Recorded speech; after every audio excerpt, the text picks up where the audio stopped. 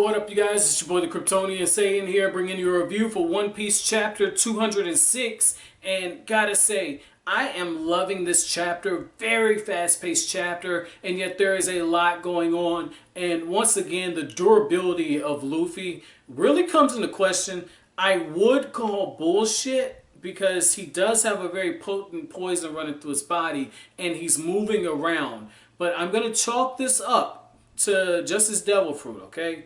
I'm going to chalk it up to that's the durability, and we're just seeing how durable it is, and that's something that's going to get brought up later on in the series. So, not really going to call bullshit. If this was someone like Zoro or Sanji, hell, especially Usopp, if this was somebody else, I would be doing a rant right now. So, I can get over this. And just looking at Luffy, you know, Luffy's launching a few attacks as Crocodile. None of them are kind of getting through. Uses the Gum Gum Gatling gun. And I just like the different dynamics of their fight.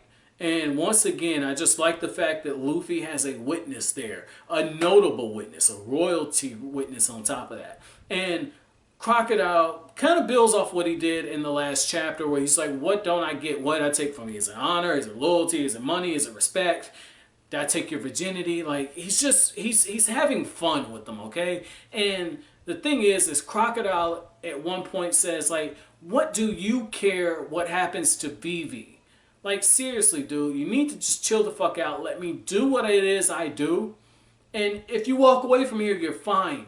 And what Luffy says, you know, he gets on some fairy tale shit where if Luffy gets a power up, this will be on the same level as what happened with Kana in the Tenryu Island arc, where Kana's like, I just want to protect my friends, and then she gets the fucking fairy glitter, okay? Like, I'm almost tempted to say it is a fucking friendship thing, because while Luffy doesn't get the power up, one of the things we see is Luffy's like, Vivi's my friend, I'm doing what's right for my friend, that's what's giving me the strength to keep fighting. He doesn't say that last line, but it is very heavily implied, okay?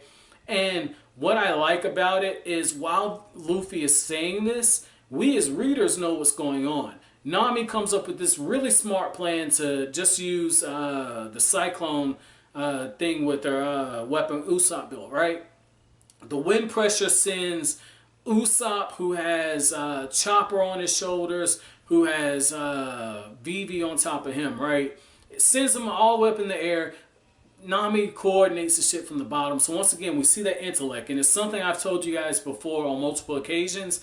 The thing I like about Luffy's crew is that all of them contribute in different ways. And just because you're not an action-based character does not mean you can't contribute in other ways. And so I like what I see with Nami in this case, because they couldn't have done this if Nami didn't coordinate it. She has some very quick thinking, there's some very quick leadership skills on her end, or those are very good leadership skills on her end to be able to identify the situation, assess it, and then be able to come up with a countermeasure for it. So right away she says, like, hey, Sanji, I need you to use your leg to kick their asses up even further, because Sanji's got some serious torque being generated from his legs. Like, this is fucking crazy.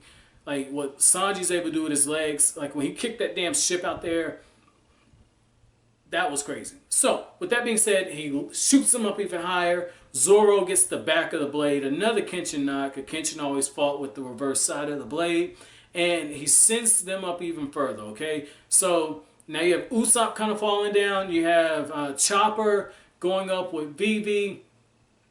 Vivi gets sent up even further by Zoro. And that's when Miss Father's Day in number 7, like, oh shit.